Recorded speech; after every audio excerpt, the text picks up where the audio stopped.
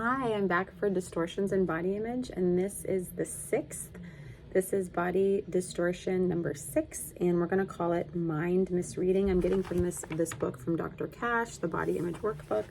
You can get it easily anywhere. It's not my book, but I do like using it with clients. This distortion is kind of based on a psychological principle called projection, that what you think and feel, you anticipate or assume others are feeling.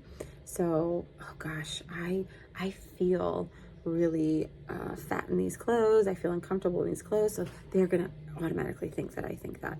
But reality, people are going to have their own story that they're coming up in their own head that's so completely different than yours.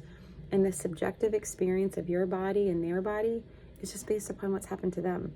And so we all come to the table with such different perspectives and stories, and to assume that you're right and someone else is wrong, or someone else is wrong and you're right, really stops connection.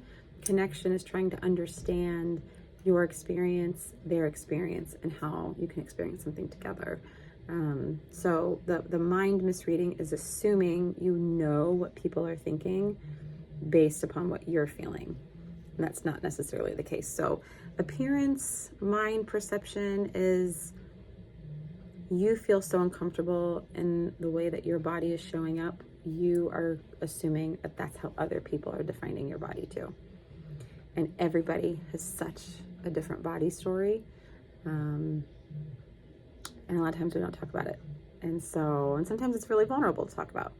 So it's not the first thing you talk about, or it's not something you share with a lot of other people. So be cautious if you're mind reading or misreading other people's experience about your own experience. I have 2 more, so these are helpful. Keep looking for body image distortions. This was body image distortion 6.